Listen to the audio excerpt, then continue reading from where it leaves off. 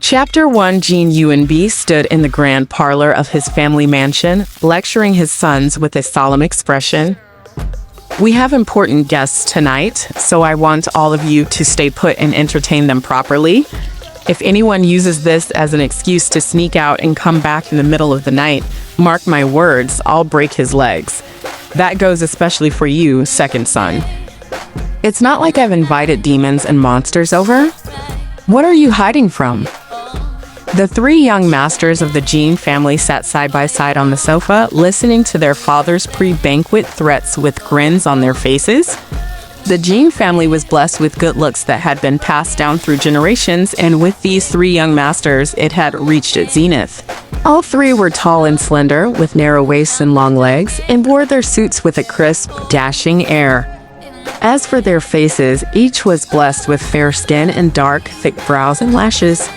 Their features were so exquisitely defined, they rivaled the beauties in Western paintings. For men to possess such looks might seem overly delicate, perhaps lacking in masculine vigor, but it wasn't a problem. After turning 30, the eldest son, Jian Xies, had put on a little weight. His sturdier build naturally gave him a more imposing presence. With their older brother as an example, the two younger Jins weren't worried they would remain so effeminately soft for their entire lives. Just now, the second son, Zhang Xilu, had been called out by his father. Though he didn't seem to mind, he couldn't help but lower his head slightly. The third son, Zhang Xiling, saw this from the side and let out a ha, which only provoked another tirade from his father. Third son, I haven't even gotten to you and you're already looking pleased with yourself. What was that nonsense you spouted at the Gue family's home last time, comparing Gue Rushue to an actor? Do you think your father doesn't have enough enemies and is living too comfortable a life? Jin Xiling lifted his chin, refusing to back down. But he does look like that actor. He looks like one himself and even parades around with another actor who's practically his twin. Anyone who sees them laughs. Besides, what's so sacred about him? He gets offended being compared to an actor? Does he think he's Lin Dayu or something? Super. Listening to his son's defense, Jin Yuanbi felt like a scholar trying to reason with a soldier. It was useless. Furious, he turned to his eldest. Look at your brother. How can he be so dense? And he has the nerve to talk about studying abroad. Zhang Xiai stroked the thin, straight mustache he had recently grown above his lip and gave a placating smile. Father, third brother, is still young. He'll learn some sense in a couple of years. Why work yourself up like this? Finding no ally, Jin Yuanbi turned his fire back on Jin Xiling. In any case, you are not to say a single reckless word at the banquet tonight, especially to the Gui brothers. Gui Rubing and I are already rivals, and he was recently promoted to vice minister. His position is not much lower than mine now. I'm trying to win him over, and you, my good son, are doing your best to offend his younger brother? Jin Xiling sat up straight and waved his hand in a gesture of surrender. Fine, fine. I promise I won't say a single word during the entire banquet. How's that? And what would it look like if you played the mute in front of everyone? Jin Yuanbi thought. He pointed a finger at his third son and was about to speak when Jin Xilu, tired of the bickering, nudged Jin Xiling with his elbow. Third brother, why do you have to be such a smart mouth? Jin Xiling covered his mouth with his hand, his delicate eyebrows knitting together beautifully. He let out a firm M, signaling that his lips were now sealed. Jin Yuanbi flicked his sleeve. Enough! Third son, you will go to the Gui residence this afternoon and extend the invitation again. It will show that we hold them in special regard. Gui Rubing is a man who cares a great deal about face. Fine. If he values his reputation, we'll give him the respect he wants. Jin Xiling rolled his eyes, momentarily forgetting his vow of silence. Why me? Jin Yuanbi pointed at him.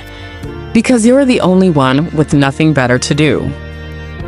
At 3 in the afternoon, Jin Xiling rode in his family's newly purchased streamlined automobile, heading impatiently toward the Gui residence.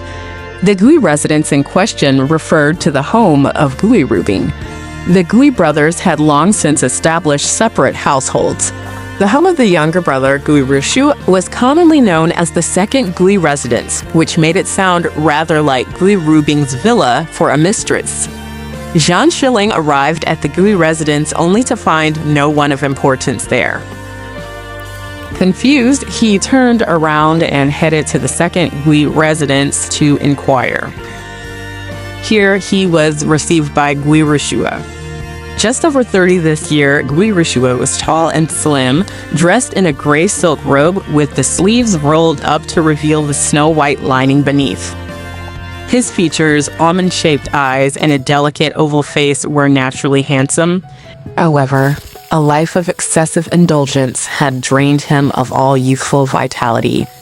His face was not only pale and gaunt, but there was a chilling and cruel cast about his eyes and brow. When Jin Xiling asked about Gui Rubing's whereabouts, he first led his guest to a small parlor to sit, then explained in a slow, deliberate manner, "My brother left for Shanghai yesterday and most certainly won't be back today. He called just a moment ago to express his deepest regrets and ask me to convey his apologies to your esteemed father on his behalf." Realizing his trip had been for nothing, Zhan Xiling leaned back into the sofa, displeased. He shot a glance at Gui Rushua, his dark eyes rolling lazily in their sockets. "What's there to apologize for? It's just that my father has always held your brother in the highest esteem. He's always saying he is a true talent of his generation, a pillar of the nation." He'll go on, and then inevitably turn to lecturing us brothers. I suppose the old man will be disappointed not to see your brother tonight. At this, he pressed his full, rosy lips together as if to suppress a smile, but it never came. Instead, a deep dimple appeared on his left cheek. Gui Rushui smiled and lowered his head, thinking to himself that the boy's look was damnably seductive and all the more charming for its utter lack of calculation. He stood up. "Brother Xiling, would you care to join me in my study for a chat?" Jin Xiling looked up at him, then followed him upstairs without a word. The moment they were inside the study, sealed off from the outside world, the two of them dropped their pretenses. Gui Rushui sat down on the long sofa. A cold hand, like a snake, slithered under Zhan Xiling's shirt and, with expert precision, found the nipple on his left breast. He began to knead and tease it, alternating between light and heavy pressure. Zhan Xiling leaned back, defenseless, his eyes half closed as he bit his lip gently. His thick lashes trembled with each soft moan. Gui Rushui stared at his face, expressionless, as his other hand began to unfasten Jin Xiling's trousers. Jin Xiling's member was warm and dry, half soft and half hard in his grasp. After just a few strokes, it immediately perked up. "How many days has it been since you touched a woman? To get you this worked up?"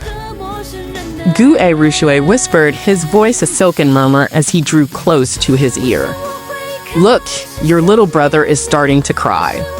The breath felt hot and ticklish in his ear, and Jin Xiling turned his head to avoid it. "If you just leave it alone, it would behave. You drag me into this every chance you get. Hasn't it gotten old after all these years?" Gui Rushua licked his cheek. "Indeed. You were only 17 then, and now you're 20. The third young master of the Jin family, letting me have my way with him in secret for 3 years, and not a single soul knows.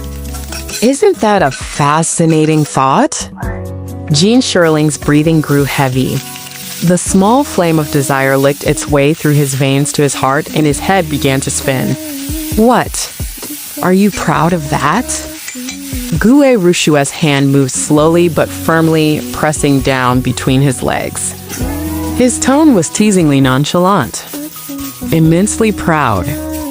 Jin Xiling instinctively lifted his body, allowing the fingers to probe fully between his thighs.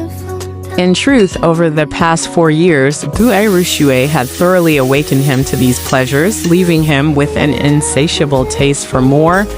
Like a clandestine tryst, the two engaged in a frantic, unobserved erotic play in the study. When the curtain fell on their little drama, they both looked down to fasten their trousers, straighten their clothes, and smooth their hair.